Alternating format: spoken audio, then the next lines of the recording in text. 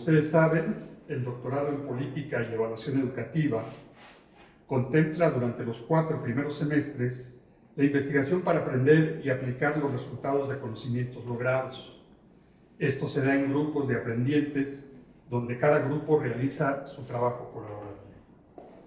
La autoorganización del trabajo conduce a la generación de conocimiento mediante el proceso de investigar para aprender que se plasma en un artículo o ensayo grupal para posteriormente, de manera individual, avanzar a la tesis de grado.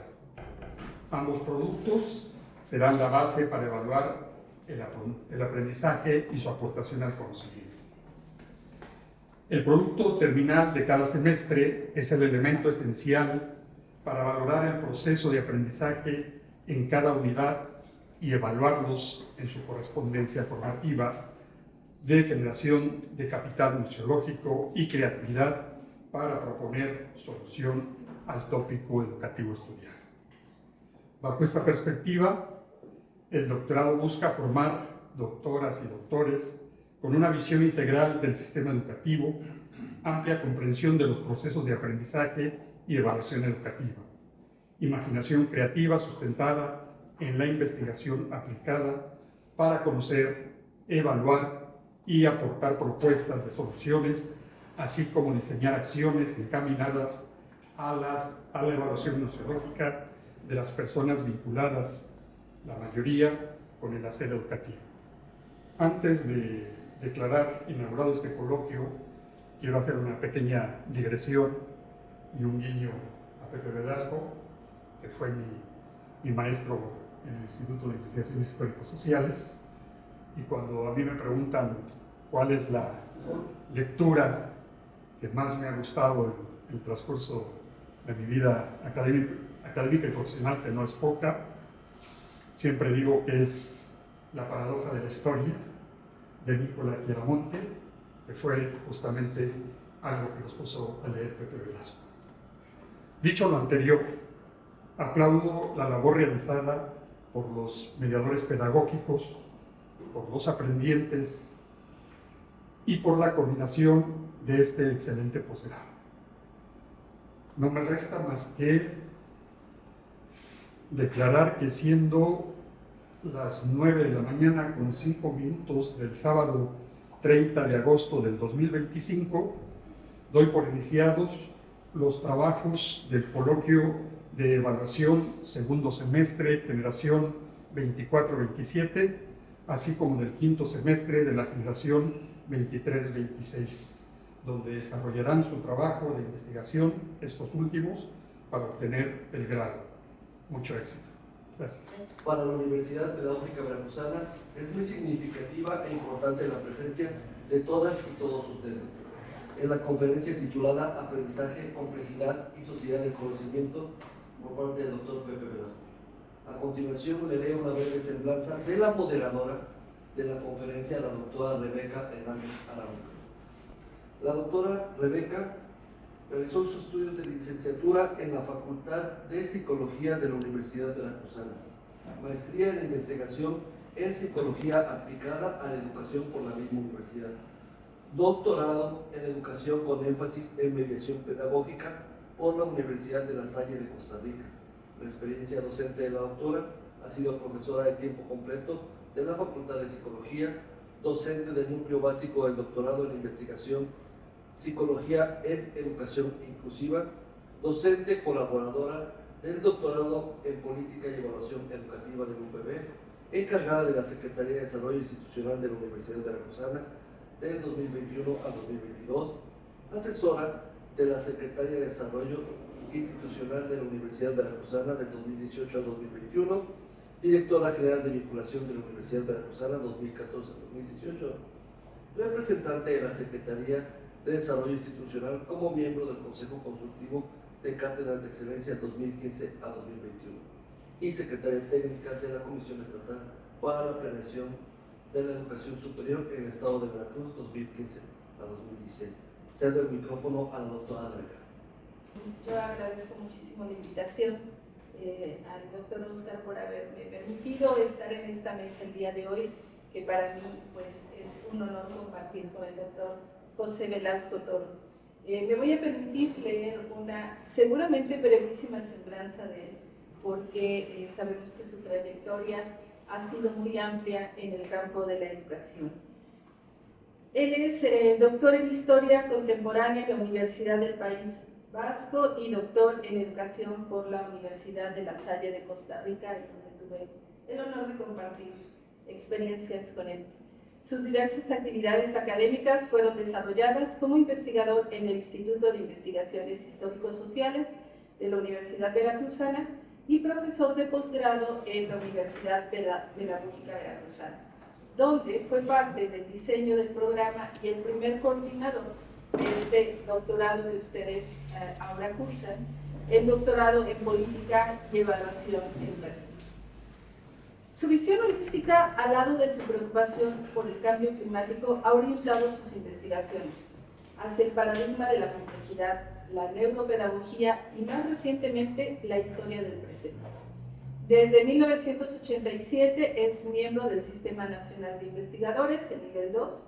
Tiene publicados diversos artículos en revistas nacionales y extranjeras, capítulos de libros y libros individuales. De entre sus obras se encuentran De la historia al mito, mentalidad y culto en el santuario de Otatitlán en el 2000, Ciencias de la complejidad humana y la historia de los pueblos indígenas en Chiapas en el 2010 y Horizonte educativo hacia una pedagogía de la autoorganización en el 2016. Algunas de las muchas obras que el doctor tiene. Por su labor de gestión recibió diversos reconocimientos como del Programa Internacional para la Conservación y Domesticación de Recursos Genéticos Forestales, por el apoyo al Programa de Mejoramiento Genético Forestal Mexicano en el 2005, el Premio al Decano otorgado por la Universidad Veracruzana en el 2007, reconocimiento del Instituto Veracruzano de la Cultura, Ayuntamiento de Cosamaloapan y Sotaventina, hace por la valiosa aportación al conocimiento de los procesos históricos y culturales del Papaloapan en el 2008.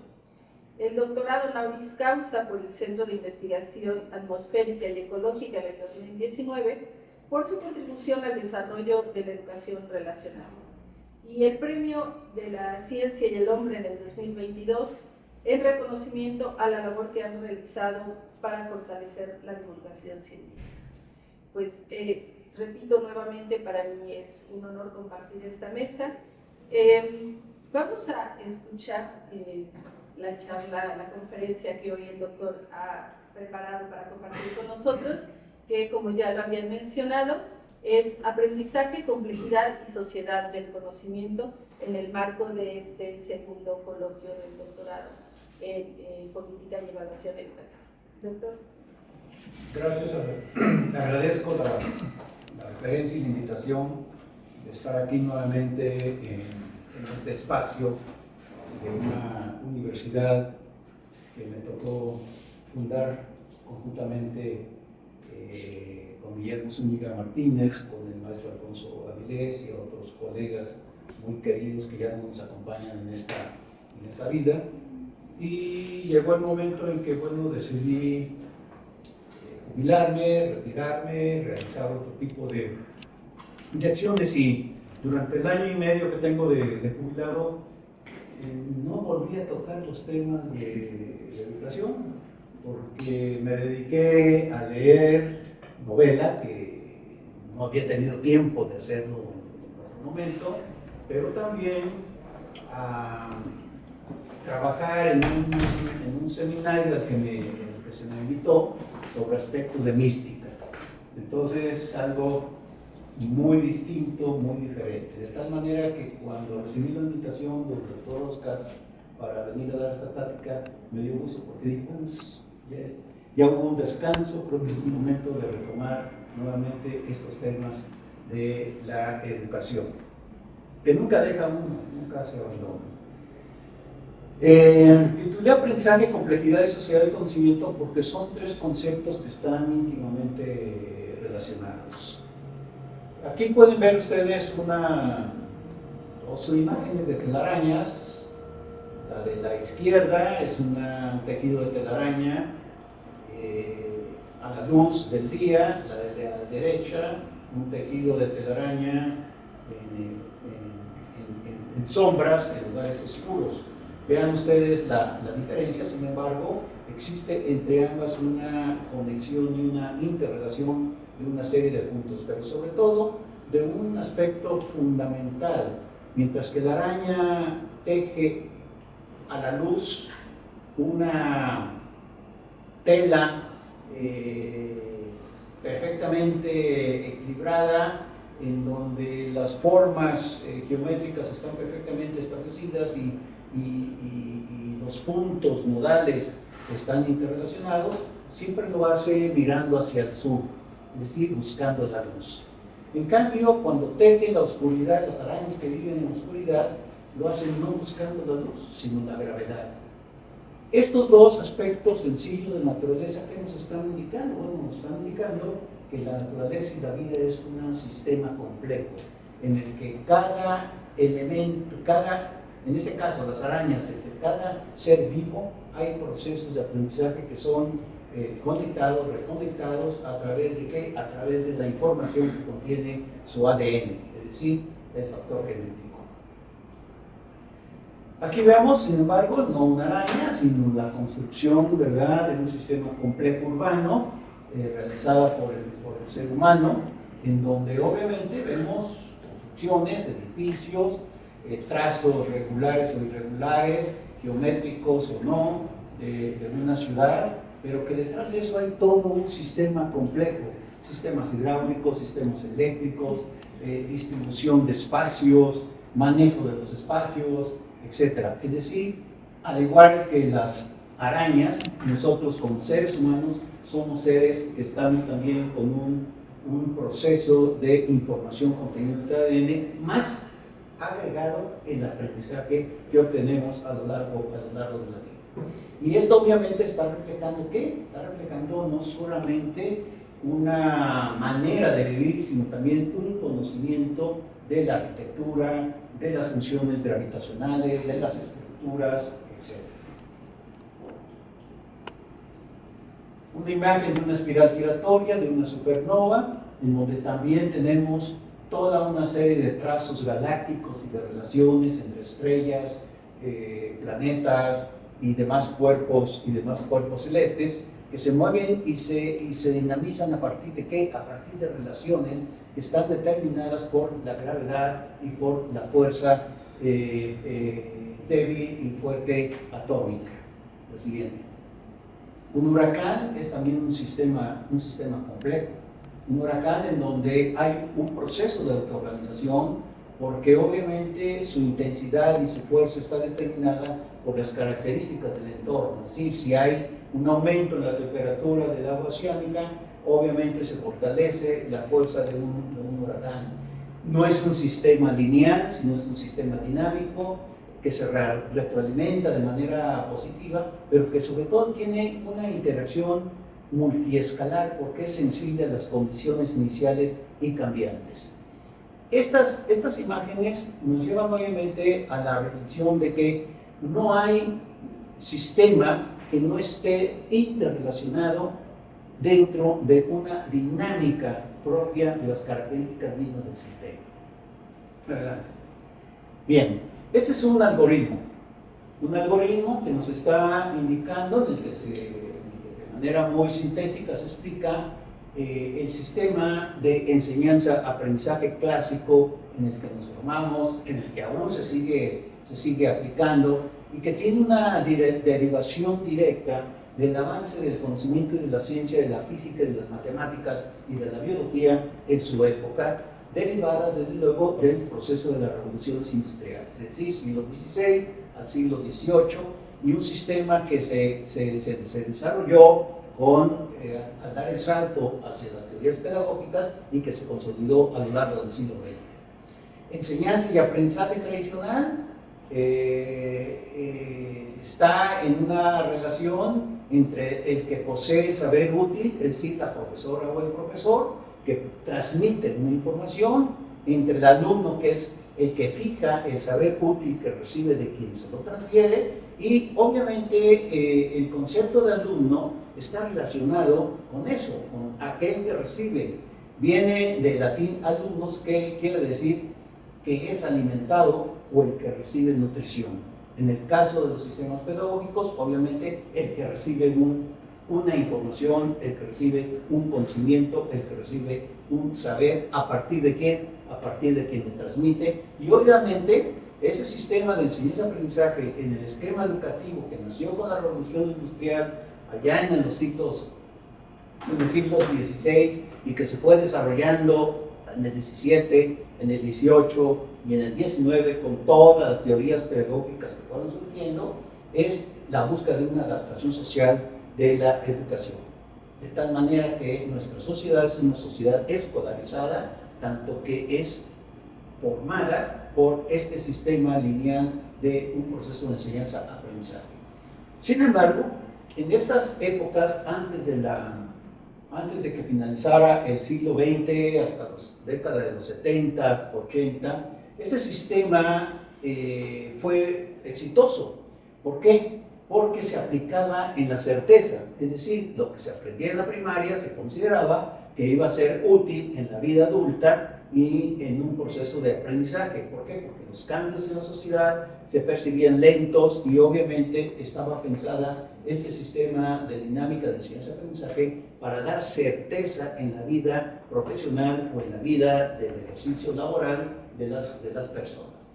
Nos olvidamos muchas veces, o no queremos verlo, o no queremos aceptarlo, que todo proceso educativo escolarizado es un proceso para la formación laboral. La que sigue. Obviamente, esto nos conduce a una serie de reflexiones. ¿Qué ha ocurrido desde los años 80, 90 del siglo pasado para acá? Bueno, ha habido un avance considerable de la neurociencia en relación con los procesos de aprendizaje.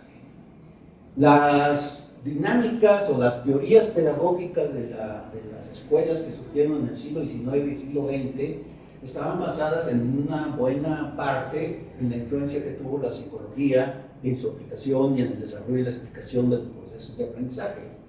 Pero la neurociencia dio un salto que va más allá de esos procesos, de tal manera que un campo de conocimiento que había estado, digamos,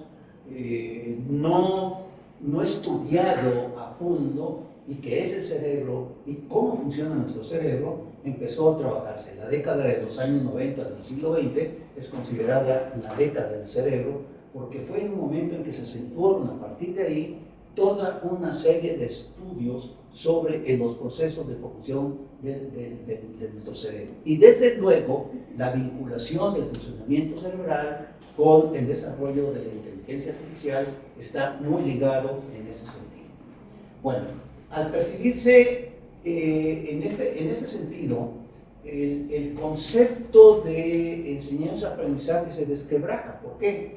Porque hay un proceso en donde se nos dice, percibimos y observamos, es decir, nos llama la atención algo por la percepción, observamos aquello que vemos, buscamos una explicación para comprender aquello que vemos y entonces se genera un proceso de aprendizaje.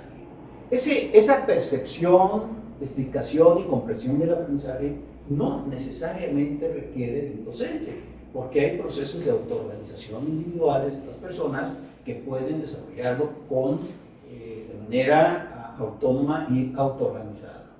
Pero cuando ocurre el aprendizaje tiene que haber una consolidación del mismo para generar ¿qué? Un cambio de la acción.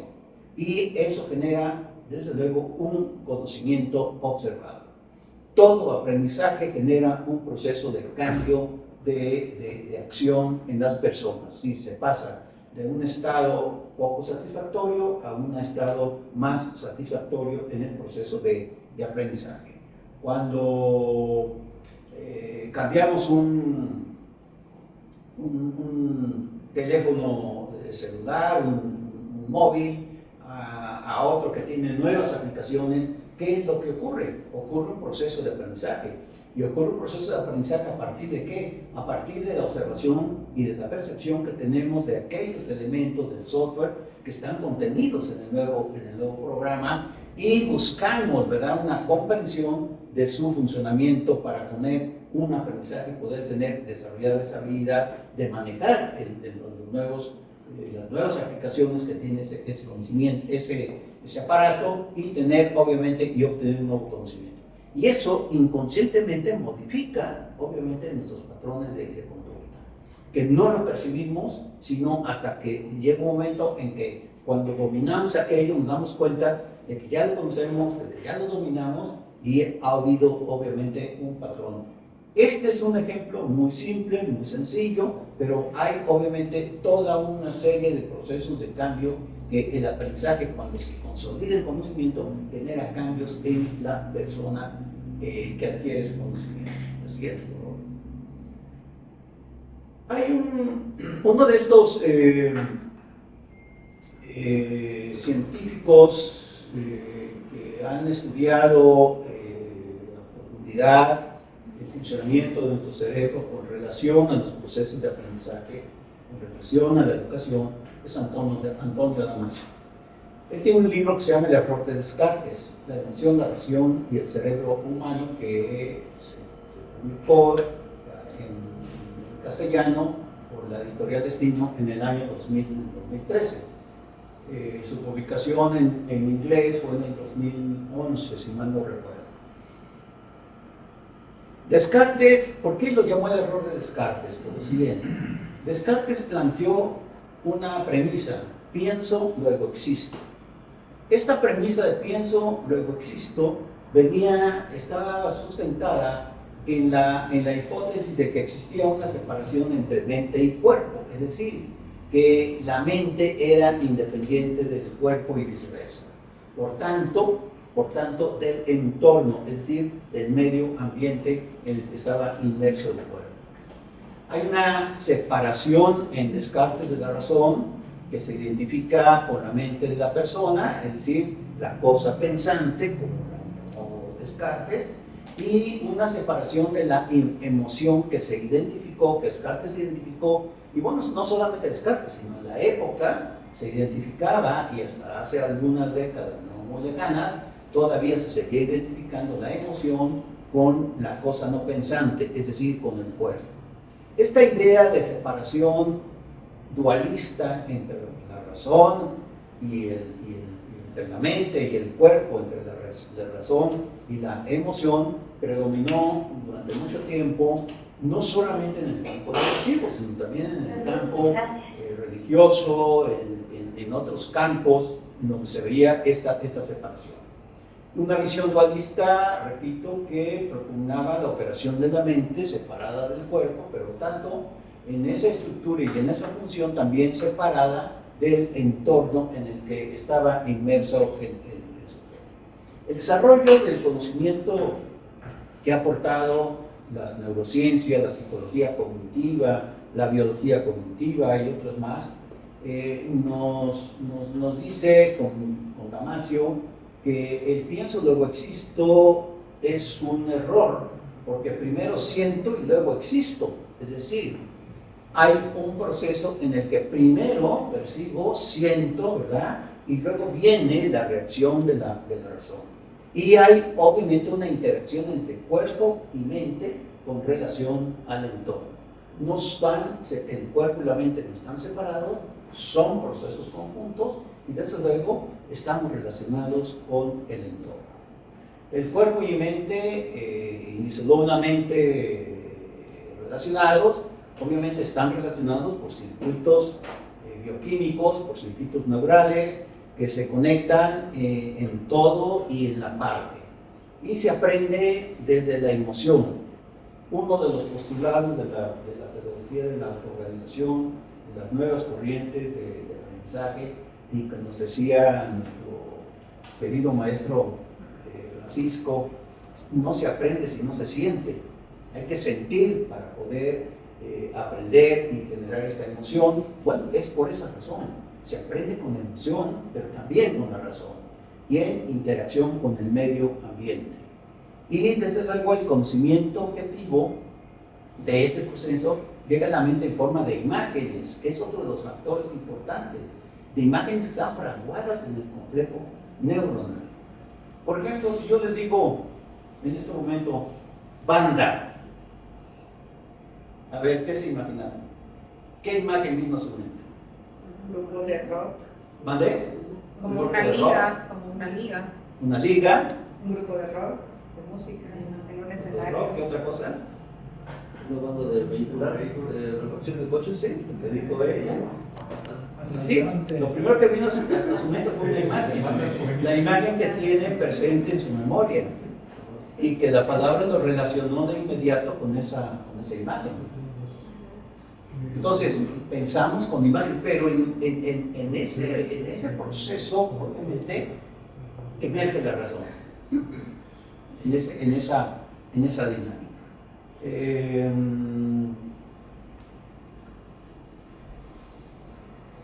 Si no conocemos la palabra, sea de un objeto, el nombre de un objeto, de un concepto, obviamente no viene a nuestra mente una imagen, porque obviamente no hay en nuestro arsenal de la memoria esa experiencia con el medio ambiente que estamos integrados, en el que estamos integrados la memoria y el razonamiento.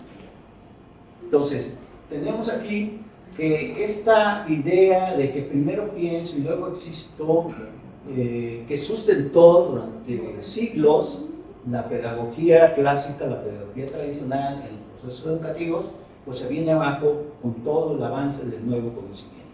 Fíjense ustedes, estamos hablando, obviamente Descartes,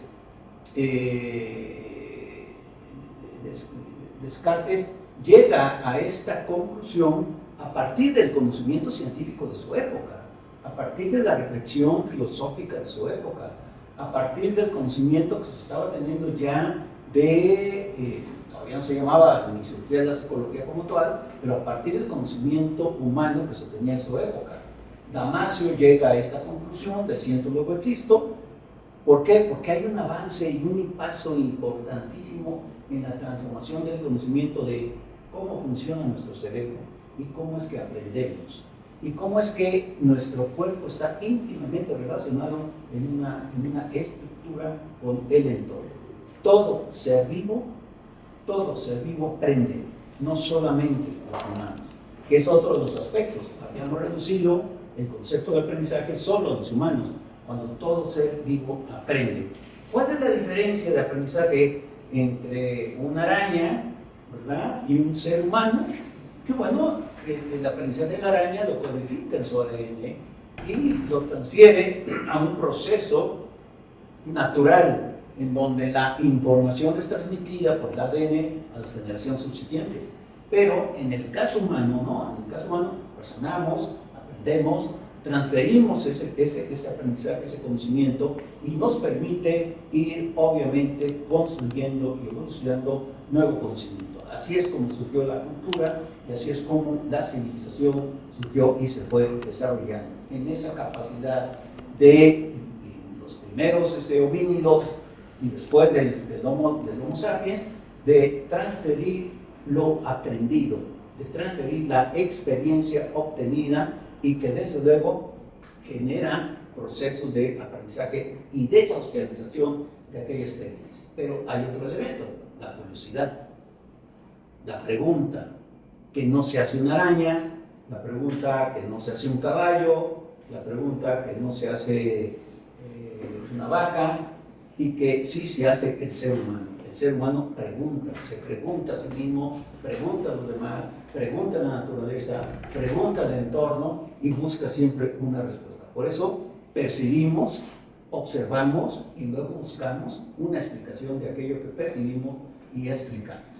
En una dinámica de enseñanza-aprendizaje no se permite la curiosidad, no se permite la pregunta, porque solamente está dada bajo el esquema de transferir un conocimiento, transferir una información de uno a otro.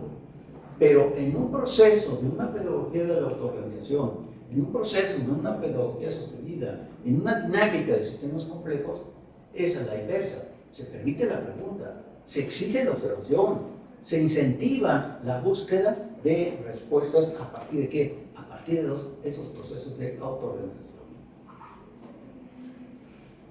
Bueno, el aprendizaje conduce a un cambio de acción, decíamos, porque aprender es conocer. Si ustedes se observan, sobre todo,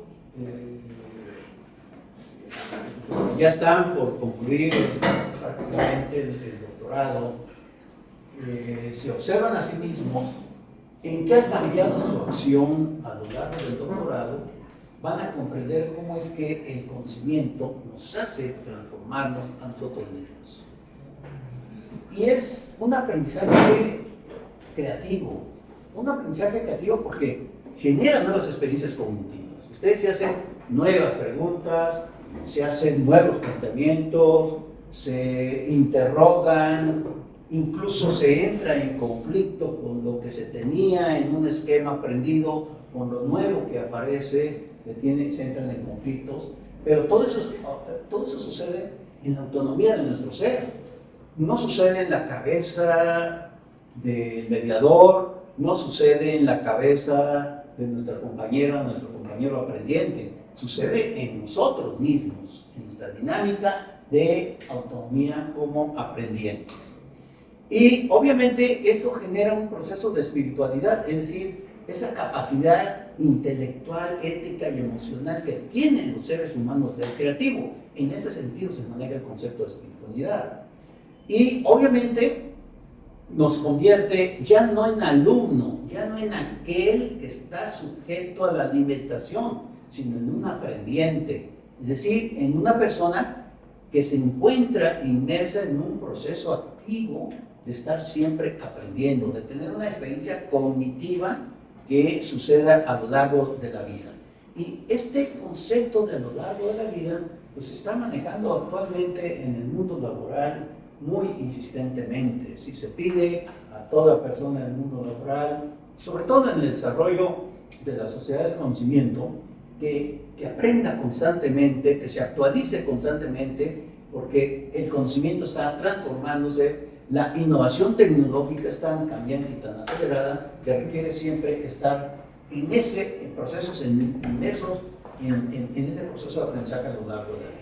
Y la vida, pues, es un proceso abierto, es un proceso autopoético, es un proceso en donde hay cooperación, interconectividad de información, es un proceso que siempre ocurre en red, así como una red, ¿verdad?, del araña, aunque una red de la araña es cerrada, en el caso de la vida no, en el caso de la vida es abierto, y desde luego el comprender y el aprender está en la base de la vida. Repito, todo organismo vivo está en interacción cognitiva con su entorno. No sé si ustedes hayan visto últimamente toda una serie de noticias alarmantes de que los cocodrilos de repente están saliendo por todos lados. Y están invadiendo la ciudad, y están invadiendo las playas. Bueno, ¿qué es eso? Lo que pasa es que hemos destruido su medio ambiente, su entorno ecológico, y están buscando en interacción cognitiva con el entorno nuevo la manera de sobrevivir. Y están aprendiendo a sobrevivir bajo otras circunstancias y bajo otras dinámicas. Y esto obviamente nos está reflejando cómo es que en la vida todo organismo aprende. Repito, la diferencia entre el ser humano es que lo que aprendemos lo construimos, lo convertimos en cultura y lo transferimos. La siguiente, por favor. Bueno, esto en el ejercicio que hicimos con la doctora Beatriz Peredo, que aquí nos acompaña, con el doctor César Ordóñez, con otros colegas de la Universidad Pedagógica, nos llevó a la construcción de un concepto que es aprender en el aprender, y que obviamente es la base del horizonte educativo que fundamenta el modelo, bueno, no llamamos modelo porque el concepto modelo es cerrado, sino la percepción, la filosofía educativa de la Universidad Pedagógica Veracruzana. ¿Por qué decidimos ¿Por qué lo reflexionamos en torno a la proposición en y no para o a? Por lo siguiente, la proposición para es una acción que está indicada, ¿sí? Esto sirve para esto, es lineal, es una idea lineal, que obviamente se corresponde con esa idea lineal de las primeras revoluciones industriales. Tampoco nos inclinamos por la constante lineal de A, porque si todo organismo aprende, entonces es ilógico la aseveración de aprender a aprender, porque eso está implicado en nuestro código biológico. Es decir, nuestro código genético, nosotros tenemos ya los elementos que nos permiten aprender, ¿verdad? Desde que se está en el vientre hasta que morimos, estamos en una dinámica en que nuestras características nos permiten aprender. Entonces nos preguntábamos y reflexionábamos en torno a esto.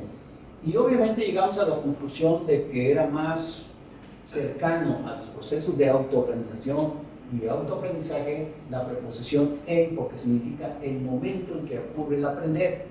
Y obviamente en el momento en que ocurre el hacer para hacer, es decir, se aprende para transformarnos, para ser. Es un principio nodal que implica la pedagogía de la autoorganización, que es uno de los elementos de la filosofía de la Universidad Pedagógica Veracruzana. De ahí, pues, que manejemos aprender en el aprender y no aprender a aprender, porque, repito, aprender a aprender ya está implicado en la existencia misma. La siguiente.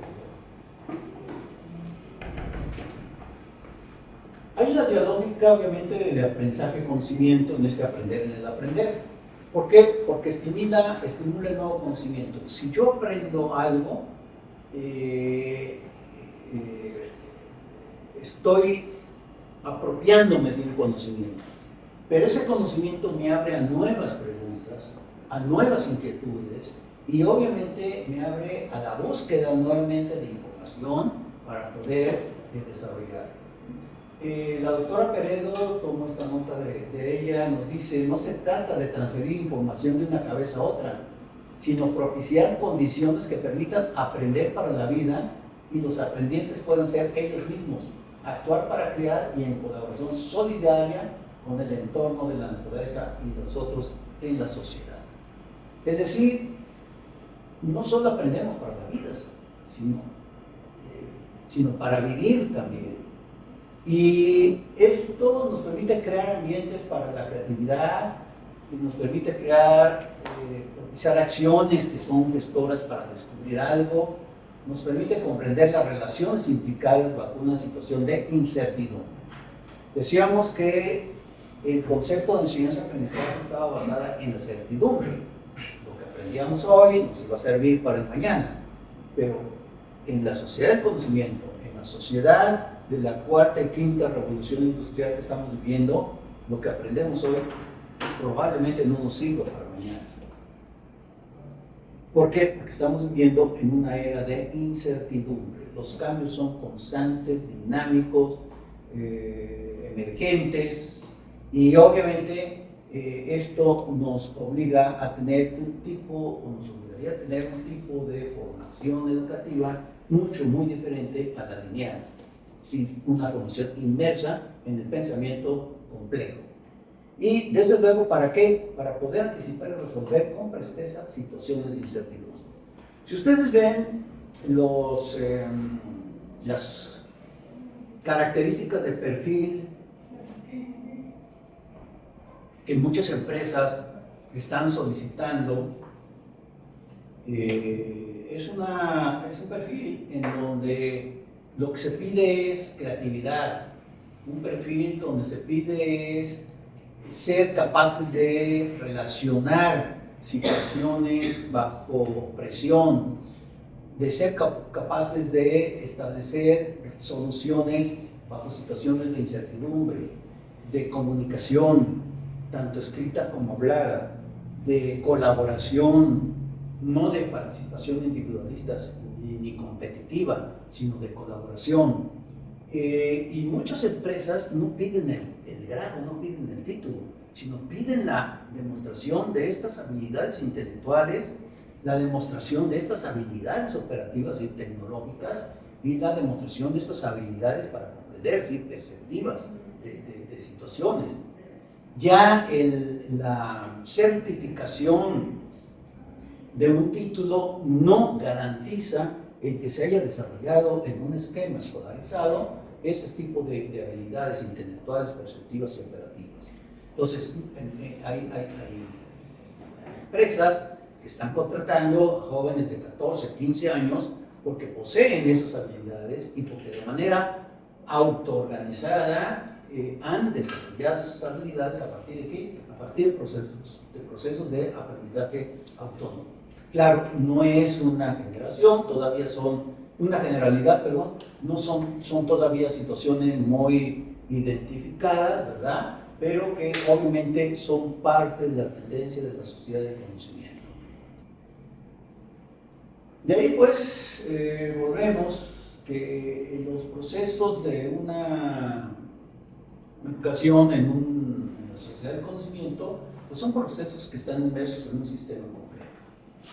En los años de escolaridad que emergió, repito, con las revoluciones industriales, la primera y segunda revolución industrial, tercera revolución industrial todavía, que mantenían ese esquema de enseñanza-aprendizaje, nos enseñaron a pensar de manera lineal, causa-efecto. Pero en el esquema de la sociedad del conocimiento, esa relación de linealidad es muy precaria y poco funcional, porque lo que se percibe es que hay toda una serie de interacciones y de reacciones emergentes que no son lineales, que son interconectadas, que son transversales y que obviamente explican tanto relaciones individuales como generales y que son interconexiones que se dan en red de una manera dinámica e intercambiable. Y obviamente esto nos obliga a desarrollar otro tipo de habilidades de aprendizaje. Y sus rasgos obviamente están relacionados con el hecho de que son dinámicos, es decir, hay una interdependencia dinámica entre los elementos que funcionan en un contexto, repito, no son lineales, sino que se expresan en red. Es un sistema que suele surgir propiedades emergentes, es decir, la incertidumbre está presente y en donde obviamente se adoptan en respuestas al entorno. ¿Alguien vio la película Apolo 13? ¿Recuerdan ustedes cómo resuelven el problema de la transferencia de energía de un sistema a otro para poder hacer posible el retorno de los astronautas?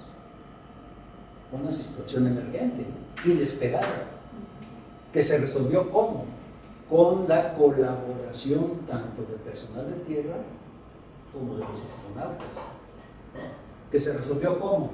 Con el conocimiento tecnológico que se tenía tanto en tierra como arriba. Que se respondió ¿cómo? Por preguntas que se hicieron. ¿Cómo puedo resolver? ¿Qué alternativas tengo? ¿Cómo puedo establecer una manera para poder transferir energía de una parte a otra y poder retornar sano y vivo? Es decir, ahí el proceso ante una situación inesperada, ante una situación inervente, ante la incertidumbre, se convirtió en una forma de sobrevivencia. O lo resuelvo y sobrevivo, o no lo resuelvo y muero. Punto. Entonces, ese tipo de sistemas complejos están en la vida de manera inmersa y son situaciones emergentes que se nos presentan en el día a día, tanto en la vida personal, en la vida laboral, como en el contorno y en el entorno en el que están situados. El sistema cardiovascular y nervioso humano. El cuerpo humano es un sistema holístico, que es otro de los aspectos importantes. El desarrollo de la ciencia moderna planteó que había que descomponer el todo en partes y que había que estudiar las partes para después rearmar el todo. ¿Cuántos de ustedes, o quienes han hecho una tesis, han logrado hacer eso? Estudiar la parte y luego rearmar el todo. Yo creo que muy pocos. A menos que nos metamos en el sistema complejo. ¿Por qué? Porque todos los sistemas son un todo y a la vez la parte está en el todo. Y eso no es un principio de filosofía oriental que lo plantearon la filosofía budista, el taoísmo, la filosofía zen. No, es un principio que la ciencia nos ha demostrado. El todo está en la parte y la parte está en el todo. Y cada elemento, cada parte tiene una función que se relaciona con el todo y el todo funciona en función de cada parte. Bueno, nuestro cuerpo humano es eso, es un complejo holístico donde cada elemento, cada parte funciona de esa manera. El desarrollo de la medicina moderna ha tendido hacia la especialización, ¿verdad? Y tenemos quienes se especializan en el sistema circulatorio, en el sistema respiratorio, en el sistema cardiovascular, en el sistema digestivo, en el sistema óseo, etc. Y muchas veces cuando vamos a un médico que está especializado en cierto campo, observamos, si es que tenemos un poco de información o un poco de idea de los sistemas complejos, que lo ve desde una particularidad, desde la parte, sin relacionar todos los elementos con el todo. Entonces, incluso el campo médico está cambiando, obviamente, aceleradamente en ese sentido. La siguiente.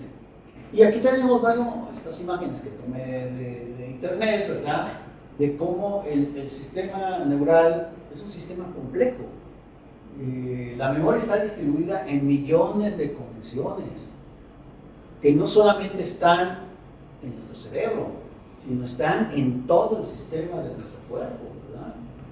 Y en el olfato, en el sentido del tacto, en el oído, en nuestra piel, en cada parte de nuestro cuerpo, el sistema de conexiones nos codifican recuerdos, hábitos, habilidades. De repente, cuando nos damos un golpe en el dedo chiquito del pie, que es muy frecuente porque siempre tiene esa tendencia a golpearse, ¿verdad? Nos trae recuerdos en un momento dado, agradables o desagradables, realmente desagradables, ¿verdad? Y nos trae a la memoria también reacciones emocionales de enojo, de molestia, por el dolor que esto provoca. ¿Por qué? Porque todo está conectado con nuestro cerebro. Por eso nos dice Damasio, siento y luego existo, no pienso y luego existo, siento y luego existo. Si me doy el golpe en el dedo chiquito del pie, lo que siento es dolor. Y después pienso en lo que me provoca ese dolor. No pienso primero, oye, ¿y me va a dar dolor porque me pegó?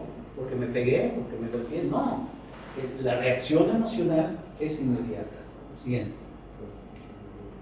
Entonces, en un contexto educativo, la pedagogía de la autorrealización obviamente se corresponde con toda una teoría de la complejidad, toda una teoría de los sistemas complejos.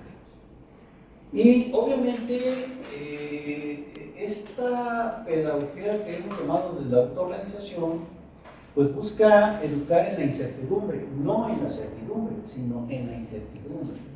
Y estos son elementos esenciales. Primero, posee un pensamiento sistémico, es decir, hay un proceso de aprender en la emergencia.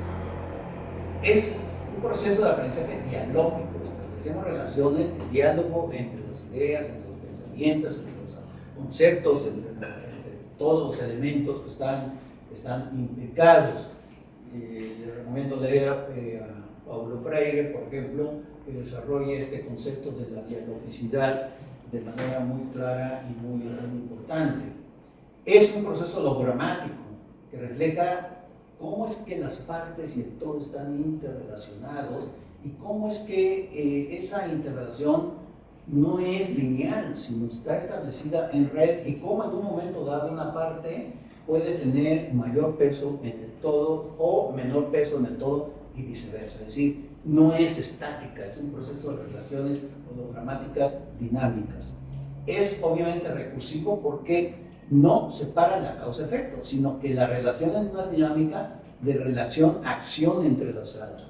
Es decir, no es una linealidad, sino es una acción entrelazada en un sistema de red que no separa el aprendizaje de la teoría y de la práctica. En el esquema escolarizado tradicional, separamos el aprendizaje de la práctica. Y creemos que porque memorizamos algo ya aprendimos, y no es así. Otro de los aspectos importantes que nos ha enseñado la psicología cognitiva y la neurociencia y la teoría cognitiva es que para que algo se aprenda tiene que consolidarse. No basta que esté en la memoria de corto plazo, como sucede muchas veces, porque eso se olvida, sino que se consolida en la memoria de largo plazo.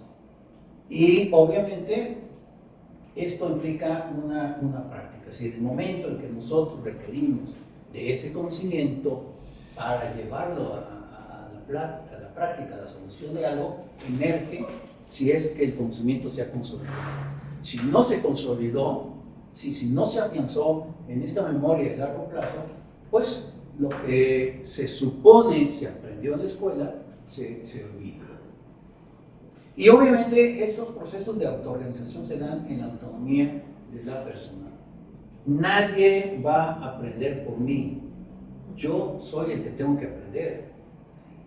No es la otra persona la que aprende por mí. Yo soy el que tengo que aprender. Y para aprender, pues necesito estudiar, necesito meterme a buscar respuestas, necesito meterme a buscar soluciones, necesito comprender y construir un conocimiento por mí mismo. Esta es una imagen, ¿verdad?, de un sistema complejo de pensamiento abstracto matemático en la solución. Sí, si nosotros lo vemos de aquí, no le vemos ni pies ni cabeza. Vemos una serie de ecuaciones distribuidas en una pizarra. Claro, estamos hablando de los años 70, 80, que se usaban estas pizarras, ¿verdad? Hoy los físicos, los matemáticos no usan estas pizarras, ¿verdad? Usan otros tipos de sistemas electrónicos.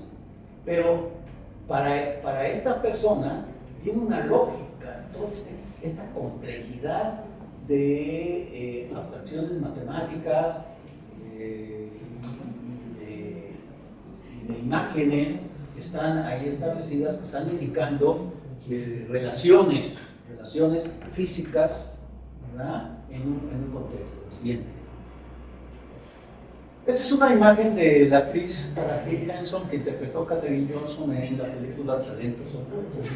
Bueno, aquí vemos otra vez también, ¿verdad?, el ejercicio, la representación en una pizarra. Tenían que usar escaleras, porque eran pizarras enormes para poder plasmar todos los cálculos que se realizaban, de cómo permitir o cómo hacer que el Apolo 11, esa nave con sus astronautas que llegó a la Luna, retornaran sanos y salvos a la Tierra. Lo resolvió una mujer. Las mujeres en estos estudiantes, ¿verdad?, pero sobre todo en el desarrollo de la tecnología aeroespacial, pero a partir de la Segunda Guerra Mundial, empezaron a ser muy requeridas por sus habilidades matemáticas. Se les llamaban computadoras. Hoy al aparato que tenemos le llamamos computadora. Pero a estas mujeres que eran matemáticas hábiles, ¿verdad?, las consideraban computadoras y las utilizaban solamente para hacer los cálculos de computación. Vean la película Talentos Ocultos, porque es un buen ejemplo de cómo 3 mujeres resolvieron un problema que no había resuelto un equipo de hombres. ¿Por qué? Porque tenían curiosidad. ¿Por qué? Porque tenían ganas de resolver un problema de física y de matemáticas, ¿verdad?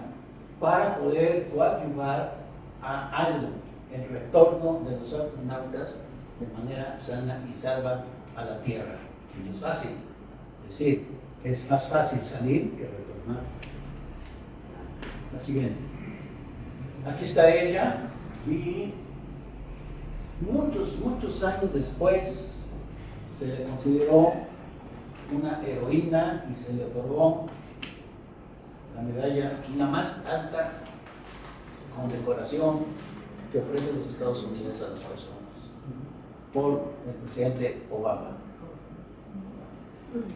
Ella, junto con otras mujeres, desarrollaron la computación, el cálculo, etcétera, que se requería en una época en que estaban dándose en que empezaron a darse transformaciones aceleradas que hoy nos han conducido a la dinámica de la sociedad del conocimiento. Bueno, ¿por qué es relevante aprender el aprender? Bueno, el conocimiento, ¿y por qué hablamos de sociedad del conocimiento? Porque el conocimiento se ha constituido en un factor de innovación, de producción y de bienestar. En la economía clásica se habla de capital, de tierra y de fuerza de trabajo como los factores de producción. En la economía de la sociedad del conocimiento se habla de energía, conocimiento, ahí se me fue el otro, energía, conocimiento, el otro factor de producción, e innovación. Se habla de esos tres factores como los factores de la dinámica de la economía contemporánea. Ya no se habla de la tierra, ya no se habla del capital, ya no se habla de la fuerza de trabajo, sino del conocimiento. El conocimiento ligado ¿a qué? A la fuerza mental del ser humano, pero está siendo, ¿verdad?, fuertemente amenazado por el desarrollo de la inteligencia artificial. Se habla obviamente de la innovación, es decir, de los cambios tecnológicos. La innovación implica obviamente no solo la invención, sino el mejoramiento tecnológico de algo que permite mejorar los procesos productivos y que en teoría se supone generar mejores bienestares. El problema es que en la sociedad del conocimiento se está ahondando la separación entre quien conoce y quien no conoce. Y obviamente entre quienes tienen acceso al conocimiento, quienes tienen acceso a la tecnología, que funcionan como factor de valor y quienes no lo tienen. Y esto está produciendo, va a producir, ya se empiezan a ver algunos síntomas, está produciendo un desplazamiento laboral fuerte. Y no solamente un desplazamiento laboral fuerte, sino lo que se ha llamado también una apartheid neurológico, como lo llamó ¿cómo se llama? Siento el nombre el pedagogo brasileño. Bueno, ahorita lo recuerdo. Es decir, un apartamiento de quien sabe y de quien no sabe. Ya no es solamente el problema, ya no solamente se presenta el problema del que tiene o no tiene recursos para sobrevivir, sino del que sabe y no sabe cómo sobrevivir en esta sociedad de conocimiento que está acelerada. En México, en América Latina, todavía no lo sentimos con fuerza, pero ya se observa en Europa, se observa en China, se observa en Rusia, se observa en Japón, se observa en los Estados Unidos, se observa en Canadá. En México apenas empieza a sentirse ese proceso de la separación cognitiva, del apartheid cognitivo en la sociedad. Y quien maneje la tecnología de la información, quien maneje la ciencia de datos, quien maneje la inteligencia artificial, son los que van a tener un tubo más adecuado, más sólido que aquellos que no tengan un manejo de todo ello. Ahora, no necesariamente tenemos que ser informáticos, no necesariamente tenemos que ser científicos de datos, sino saber manejar las técnicas y las metodologías que nos importan para generar conocimiento. La inteligencia artificial son algoritmos elaborados por el ser humano que permiten la solución de problemas, que permiten la solución de análisis más inteligente de la información, que permiten la construcción, pero son algoritmos que han sido creados por seres humanos. Aquí el problema es que se está planteando que la inteligencia artificial en un momento dado puede desarrollarse a tal grado que pueda crear sus propios algoritmos. Sin embargo, si nos atenemos al siento y luego existo, pues la inteligencia artificial no siente. Entonces, hay ahí un paradigma que obviamente es materia de una reflexión de otro tema, de otro momento, ¿no?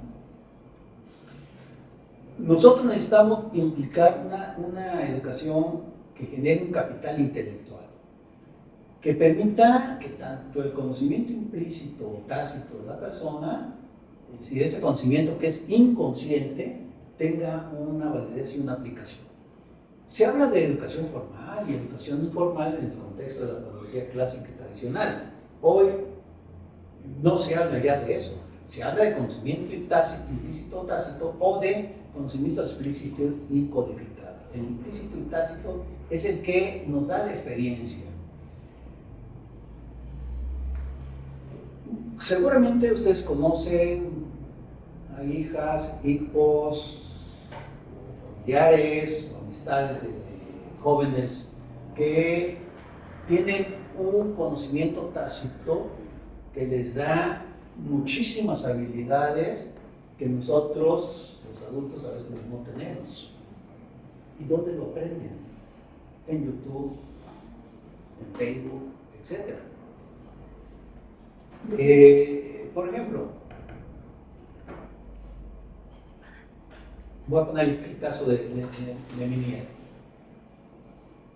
Tenía 4 años cuando de repente descubrió que en YouTube podía aprender técnicas de dibujo.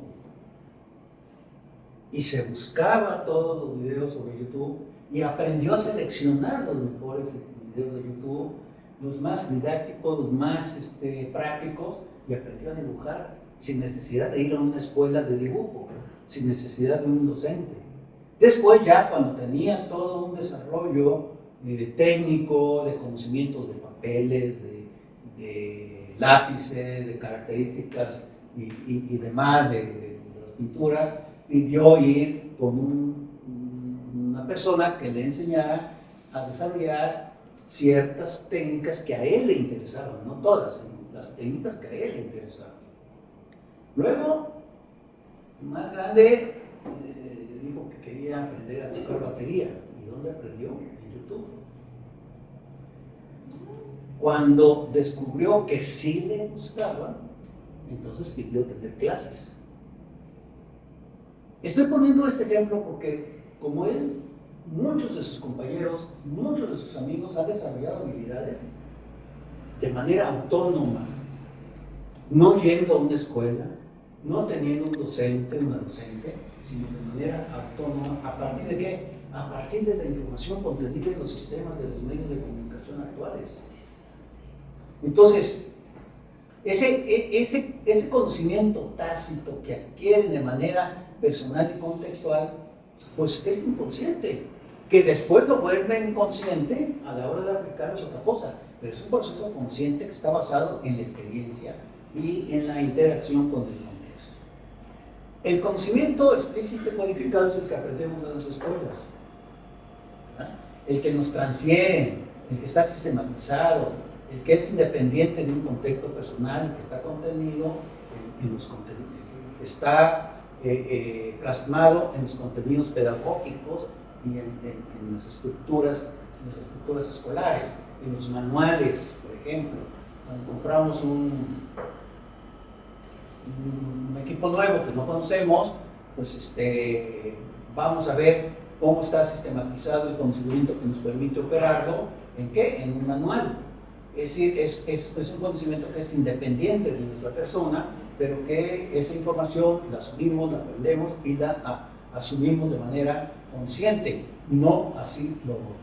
Y obviamente las habilidades cooperativas de comunicación son muy importantes en esta sociedad del conocimiento. Les decía yo que muchos de los perfiles que piden muchas empresas es tener habilidades de cooperación y tener habilidades de comunicación. Creo que con esto, aquí, para ir cerrando, esto, aprender a qué les conduce a otro paradigma, aprender a desaprender. Ustedes al ingresar aquí al doctorado han desaprendido muchas cosas y han aprendido conscientemente otras nuevas. Y obviamente esto está implicado en esa dinámica de cambio científico, de cambio tecnológico, de cambio económico, que está teniendo impactos en el cambio social, en el cambio cultural, en la política, en la moral, en las organizaciones laborales. Es decir, hay toda una dinámica que va desde lo local hasta lo internacional, desde lo local hasta lo global, y que nos une en esa dinámica de aprender para reaprender. Y obviamente la dinámica de la incertidumbre nos lleva a aprender en el aprender a reaprender, nos lleva a un aprendizaje para la vida y de la vida y a lo largo de la vida, y obviamente a situaciones emergentes de cambio, desaprender para aprender, que nos implica un cambio conductual y que no, obviamente adaptaciones a nuevas situaciones.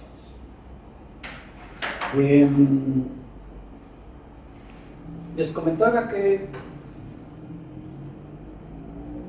a raíz de que me jubilé, me vinculé a bueno, ya era un grupo que se tenía, pero me metí de lleno, en donde se están trabajando, en donde la temática que se tomó de manera simbólica fueron los 7 pecados capitales, pero los empezamos a ver con neuroetólogos, psiquiatras, historiadores, antropólogos y literatos. Es decir, una visión desde una perspectiva multidisciplinar y multirelacional a analizar los diversos aspectos que desde una perspectiva religiosa se llaman 7 pecados capitales, desde una perspectiva social y cultural, y cómo se expresan, si se manifiestan en las conductas humanas. Bueno, yo empecé con el seminario de lujuria, que obviamente hemos aprendido mucho de los psiquiatras, de los neuroetólogos, de los biólogos, pero también de los literatos, yo como historiador y educador. Y dije, bueno, ¿desde qué perspectiva la puedo ver? Y me metí a estudiarla desde la perspectiva del misticismo. Y bueno, ahí tuve que desaprender muchas cosas de lo que yo consideraba lo místico para poder explicar toda una serie de situaciones del pensamiento místico, ya no visto desde la perspectiva religiosa o filosófica, sino visto desde la perspectiva neurológica, y poder entender esos procesos mentales que conducen a una dinámica de las místicas del siglo XI al XIII y de las místicas y los místicos de los siglos XVI y XVII. ¿Qué tuve que hacer? Desaprender muchas cosas y aprender nuevas cosas, lo cual me condujo a leer, ¿verdad?, directamente a las místicas y a los místicos para comprender esos procesos. ¿Y qué generó en mí un cambio conductual? No es que me volviera místico, no, un cambio conductual de mi percepción de lo que yo consideraba la mística y cómo la veo ahora, una vez que, y comprendo ahora, ese pensamiento de las místicas y de los místicos de la Edad Media, de la Alta Edad Media y de la Baja Edad y de los inicios del mundo moderno. Y hubo, obviamente, una adaptación en mí de estas nuevas situaciones, de estos nuevos pensamientos. Sí, me metí en esta dinámica de aprender a desaprender sobre algo en donde yo tenía una idea y en donde después de leer directamente a Santa Teresa de Jesús, a Juan de la Cruz y a muchas otras místicas, sobre todo del siglo XI y XIII, comprender, ¿verdad?, cómo estaba organizada su percepción del mundo y de la vida bajo una visión religiosa y bajo una visión filosófica de lo que era la vida. Gracias. Muchísimas gracias, doctor Velasco. Yo creo que ha sido una charla muy interesante que seguramente ha detonado muchas ideas y nuevas comprensiones en todos los compañeros y compañeras que estamos hoy y justo para compartir esas reflexiones que ha detonado, pues me gustaría abrir el micrófono para las dudas, preguntas, comentarios, todo aquello que quisieran expresar ahora. Mi nombre es Eder Contreras, soy estudiante de la 4ª generación del doctorado. Entonces, pues de inicio agradecer por esta charla, porque sí, sin duda ha sido un excelente cierre de este semestre, el cual hemos desaprendido muchas de las prácticas que traíamos relacionadas con cómo nos asumimos como aprendientes, y estamos reaprendiendo procesos para autoorganizarnos, ¿no? Entonces, yo tengo 3 elementos que quisiera pues, compartir, ¿no? Que me ha detonado a partir de la presentación.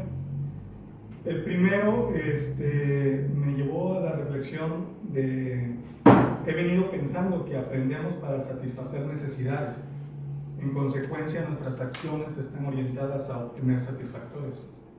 Pero a partir de la charla también he pensado que aprendemos para evitar el sufrimiento. Y todavía no sé qué acción motiva eso, ¿no? Eso ahí me quedó la duda. La siguiente es que estamos invitados a esto que comentaba, a aprender en el aprender y acompañar en ello después a estudiantes. Eso, y uno de los elementos principales aquí en el doctorado al que nos han invitado es a la colaboración, pero la colaboración implica responsabilidad también. Entonces me he puesto a reflexionar sobre cómo promoverla, o sea, qué valores son los que deben de fincar esta dinámica para motivar esa disposición al trabajo solidario, porque la autorregulación también debe de ser a partir del reconocimiento del legítimo otro. Entonces, eso implica motivación y disciplina, pero no es sencillo porque tenemos que desaprender, volver a aprender, pero al mismo tiempo considerar los aprendizajes y desaprendizajes de las demás personas. Entonces es una dinámica bien compleja. Entonces ahí como qué valores son los que pueden fincar esto y tratar de hacer valores compartidos, ¿no? Y la tercera, ahorita que hablaba de ciencia de datos, leí otro documento hace poco sobre cómo se puede aplicar la ciencia de datos para las tutorías. Entonces eso también lo dejo ahí como sobre la mesa, porque es bien interesante cómo en el ámbito educativo ya la ciencia de datos se está utilizando como para sustituir al docente en la aplicación de tutorías que deriven en disminuir el índice de deserción, por ejemplo. En fin, entonces, muchas gracias por la charla y no sé si fuera posible que nos pudiera dejar la presentación para revisitarlo en otras ocasiones y seguir como indagando más sobre esos puntos. Gracias. Bueno, aprendemos para sobrevivir, el principio de la naturaleza, ¿no? el ser vivo que no aprende no sobrevive. Y en el contexto de la sociedad humana, aprendemos no solamente para sobrevivir, sino para vivir. El problema es que el aprendizaje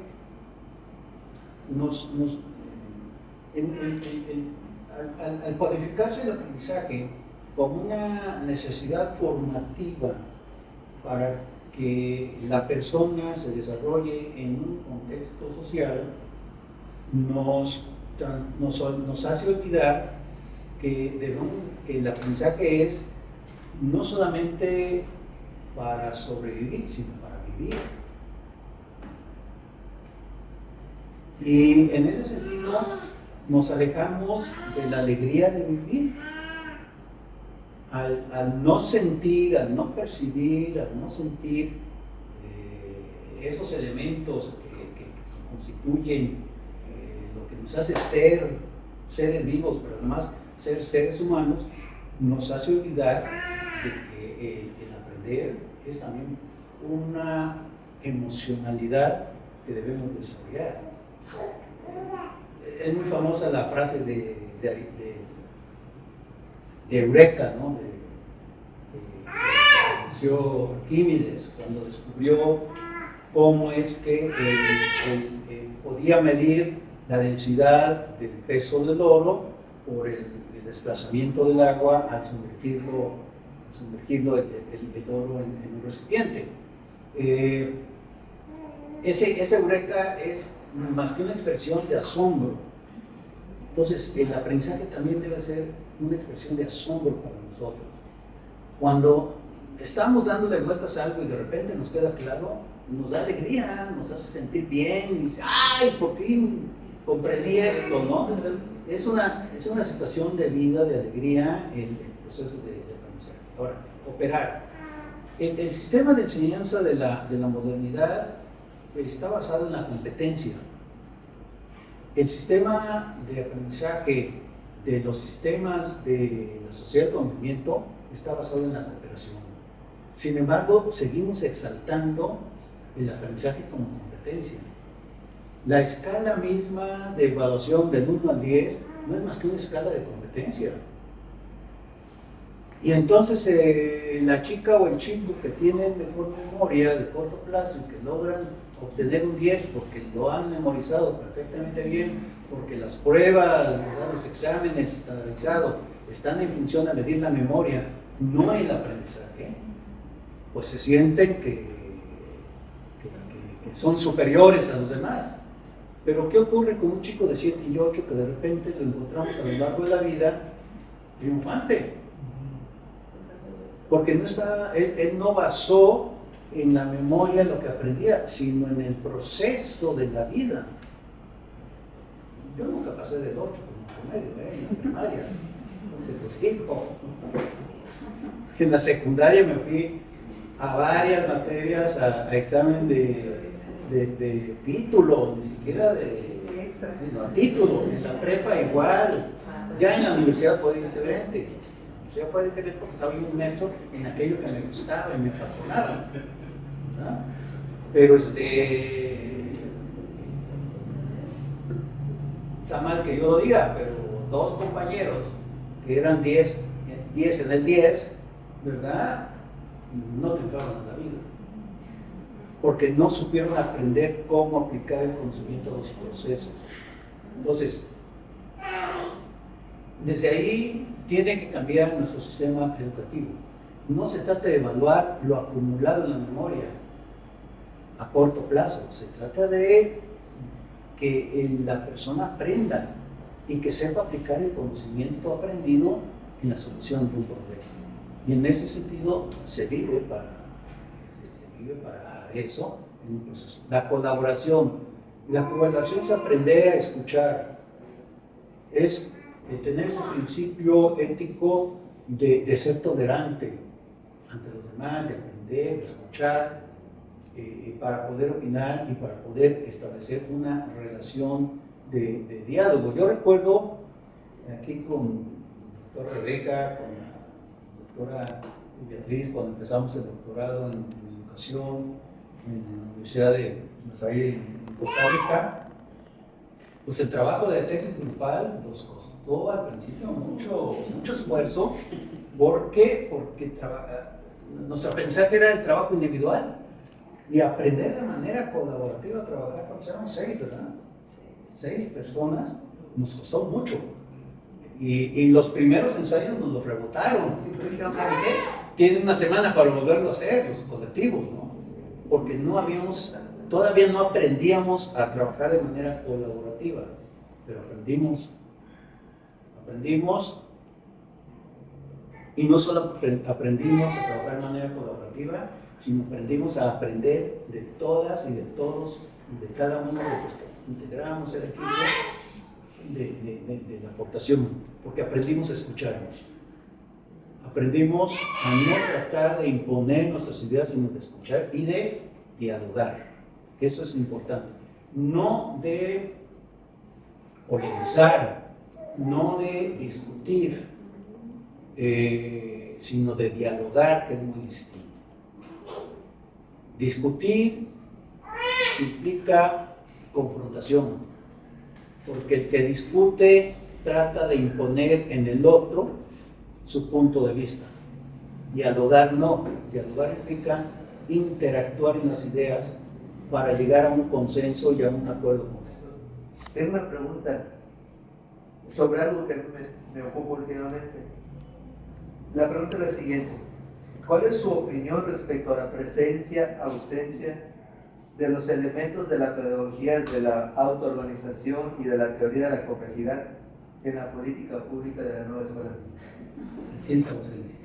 Bueno, que la nueva escuela mexicana está basada en un principio ideológico, no en un principio científico. La nueva escuela mexicana tiene elementos positivos, obviamente, pero el problema radica en que está basada en un principio de ideología política, no de aportación a una nueva concepción pedagógica que esté basada en la aportación del nuevo conocimiento, de cómo es que se aprende y para qué se aprende y en qué sentido debe de darse en los procesos de aprendizaje y qué tipo de aprendizaje se debe fomentar en la educación básica. Si se retira el pensamiento lógico matemático, pues se está empujando a las personas, a las futuras generaciones a un apartheid neuronal, a un apartheid del conocimiento. ¿Por qué? Porque toda la sociedad del conocimiento implica la necesidad de un pensamiento lógico matemático. No que seamos matemáticos, sino que tengamos la habilidad de un desarrollo del pensamiento lógico matemático. Si en la nueva escuela mexicana no se impulsa la comunicación lectora y la comunicación tanto escrita como hablada de manera adecuada, se está también empujando hacia una marginación de la comunicación, porque la nueva sociedad del conocimiento requiere comunicabilidad. ¿Sí? Saber comunicar nuestras ideas es importante en este contexto. Entonces, yo no me he metido a fondo a ver las características de los libros de texto actuales, ni las características de la nueva escuela mexicana. No he querido gastar energía en eso. Me he limitado únicamente a leer algunos críticos, de los cuales unos lo hacen de manera muy sólida, muy sostenida, otros de manera muy superficial, muy visceral, ¿verdad? Y uno tiene que aprender a discernir entre la información de unos y de otros y poder, obviamente, determinar y llegar a una propia conclusión. Pero la nueva escuela mexicana lo que está haciendo es alejar a las generaciones futuras de las habilidades intelectuales operativas necesarias y perceptivas necesarias para desarrollarse en la sociedad del conocimiento. Una sociedad donde la dinámica laboral va a ser muy distinta, muy diferente a la que te tocó a ti y a la que me tocó a mí vivir en los contextos. La robótica, la inteligencia artificial están desplazando ya a miles de personas de los empleos. ¿Qué está ocurriendo en Londres? Por ejemplo, ya hubo una manifestación de los taxistas porque están empezando a introducir los robotaxis, los taxis mandados a conducir con inteligencia artificial. Van a desplazar a conductores de taxis y robotaxis. En su momento van a desplazar a conductores de transportes de carga. Es decir, hay una reconfiguración laboral como consecuencia de este desarrollo. Pero también esa reconfiguración laboral conlleva al surgimiento de nuevos campos laborales, pero la educación, los sistemas educativos tienen que darle las herramientas a las niñas, a los niños, a los jóvenes, para que puedan enfrentarse a esos nuevos retos laborales. Si no se los dan, si solamente les dan ideología, no se van a desarrollar en un mundo nuevo, en un mundo laboral. Si vemos el contraste entre la educación que reciben las élites en las escuelas privadas con respecto a la educación del resto de la población, es así, es enorme. Sí,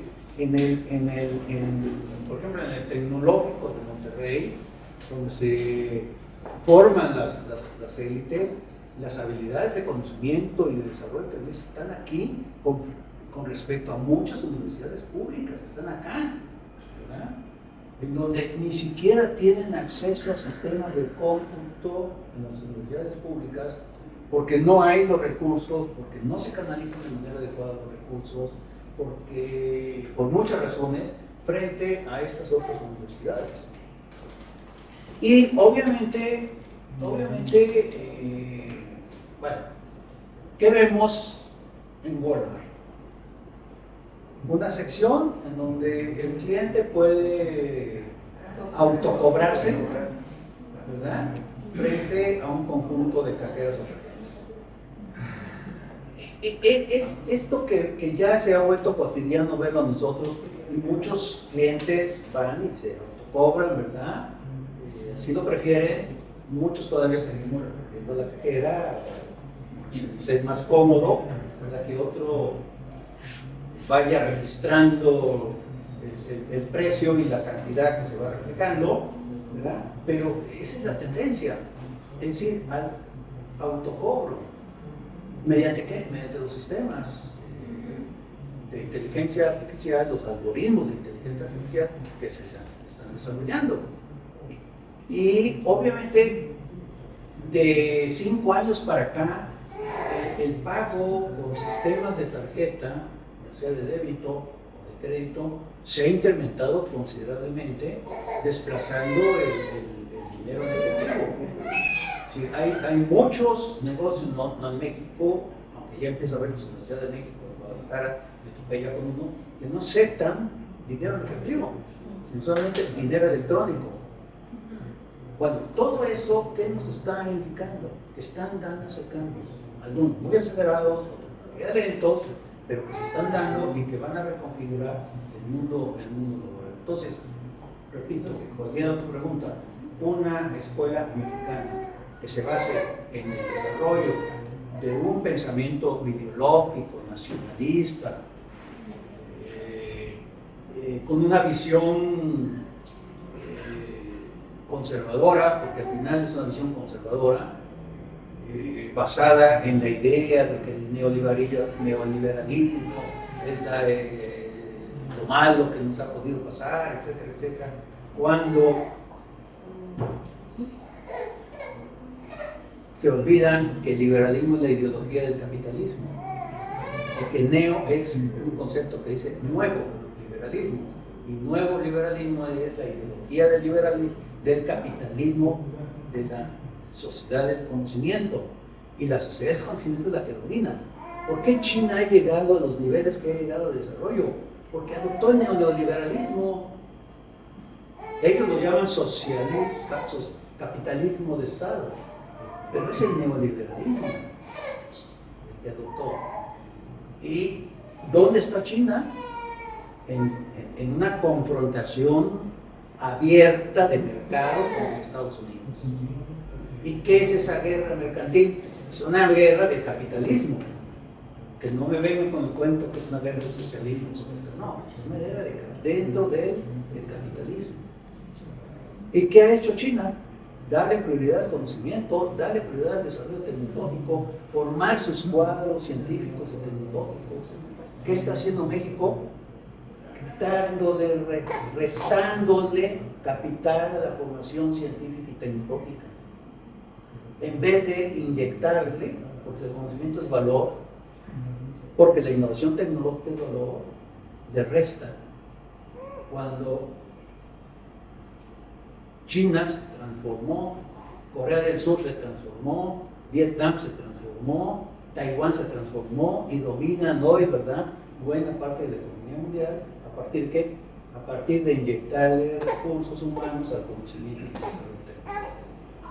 Esa es la sociedad del conocimiento que en México desafortunadamente no queremos ver o no queremos aceptar.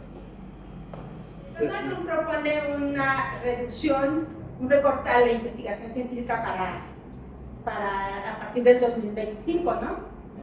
Mi pregunta es, ¿qué papel podría jugar México en las universidades de México en la investigación científica? Pues debido a que somos vecinos, ¿no? Y los científicos de Estados Unidos están emigrando, sobre todo a Europa, pero ¿qué papel podrían jugar nuestras universidades, nuestras escuelas, México, para pues aprovechar esta migración y este recorte de nuestro país vecino y además muy poderoso? Generalmente los grupos de poder reaccionarios, grupos de poder conservadores,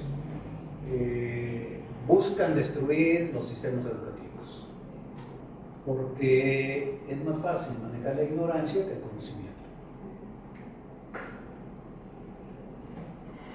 Y llámese de izquierda o de derecha, llámese de izquierda o de derecha, que eso de izquierda y de derecha ya es obsoleto, ya debería de pensarse en otro concepto más moderno, más actualizado. Se empezó a llamar de izquierda porque durante la Revolución Francesa los que se sentaban a la derecha eran los que simpatizaban todavía con las tendencias monárquicas en el Congreso, y los que se sentaban del lado derecho eran Robespierre y todos los que tenían una tendencia nueva en su pensamiento, y de ahí surgen los de izquierda y derecha. Bueno, pero eso son conceptos que ya son obsoletos, porque tanto unos como otros, cuando buscan consolidarse en el poder, lo primero que buscan es destruir las estructuras educativas y frenar el desarrollo científico y tecnológico.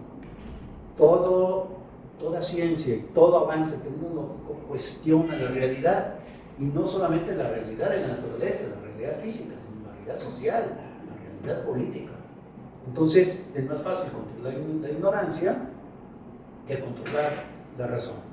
Bueno, en ese sentido, México podría aprovechar potencialmente el atraer esos estudiantes extranjeros que están siendo bloqueados en su llegada a los Estados Unidos, pero no tiene la infraestructura universitaria de nivel que pueda ser atractiva para un estudiante de China, para un estudiante de Taiwán, para un estudiante de Francia, para un estudiante de Japón, para un estudiante de Alemania. No la tiene, salvo algunas instituciones como el Colegio de México en el campo de las ciencias sociales y las humanidades, como el Tecnológico, que es una institución privada, o la Universidad Iberoamericana, que es una universidad privada, algunos campos en la Universidad Nacional Autónoma de México, o el Politécnico, ¿verdad?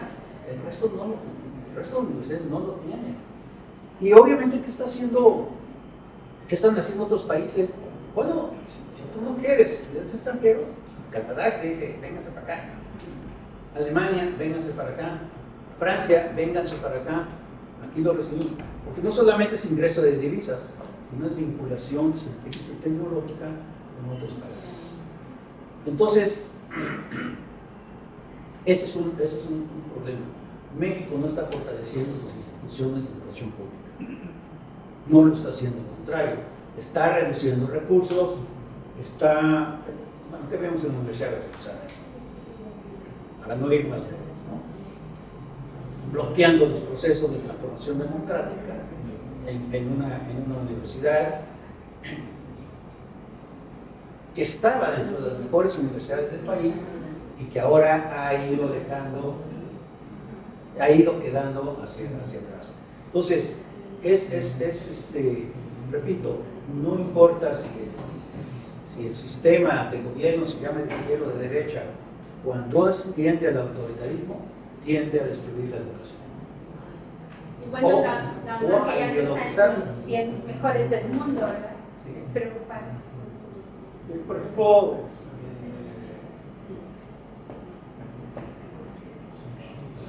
no sé si alguien haya empezado a ver esta serie en Netflix, Los Tres Cuerpos. Se lo recomiendo. Bueno, sobre todo en el primer capítulo se observa una muchedumbre china en la época de Mao blandiendo el libro rojo. Decía Einstein, es más importante blandir el libro rojo que blandir las ideas en un gobierno autoritario. ¿Qué orientaciones o consejos nos podría dar a las maestras y maestros que estamos en servicio, que impartimos clases, para fortalecer nuestras prácticas evaluativas en estos escenarios marcados por la complejidad y la incertidumbre? ¿Qué consejo? Bueno, aumentar la curiosidad,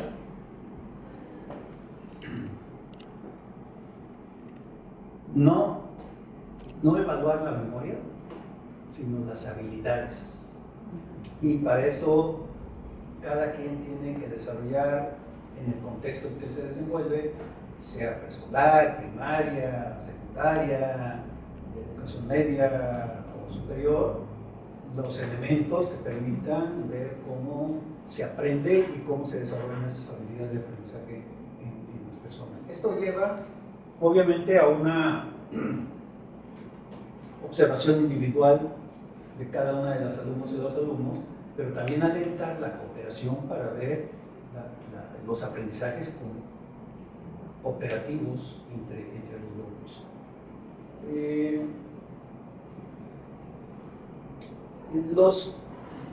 Cuando se está en la infancia, nuestro cerebro es una esponja, absorbe todo. Cuando se está en la adolescencia, nuestro cerebro es más que una esponja, un radiador de curiosidad.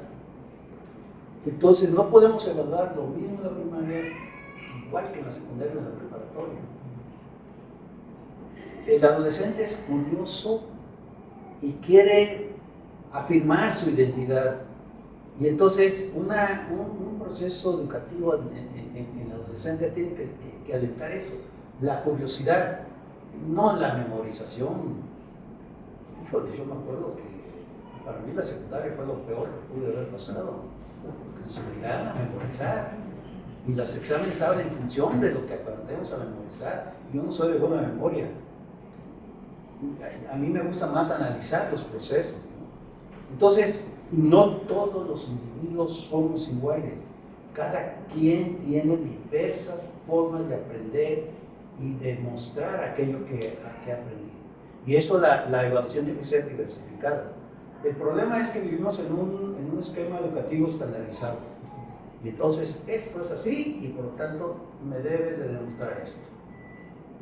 Ahí ya implica el criterio del docente o del docente de cómo modificar. Tenemos ese poder, adentro del aula tenemos ese poder de implementar acciones nuevas,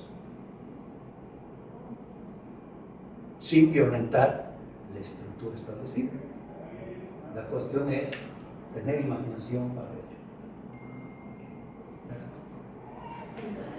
Doctor Velasco, le agradecemos muchísimo toda esta expresión de experiencias, de conocimientos que seguramente, insisto, detonaron muchas reflexiones, y yo me atrevo, porque sé que a veces se quedan muchas preguntas que necesitamos como volverles a dar orden, pero yo me atrevo a decirles que busquen al doctor Velasco. O sea, yo lo conozco y sé que es una persona siempre abierta a compartir y al diálogo, y si hoy no se pudo como establecer diálogo, porque los tiempos a veces no nos lo permiten, pero si hay la necesidad de reflexionar, de continuar en esta reflexión y en este diálogo, busquemos a las personas que nos permitan hacerlo.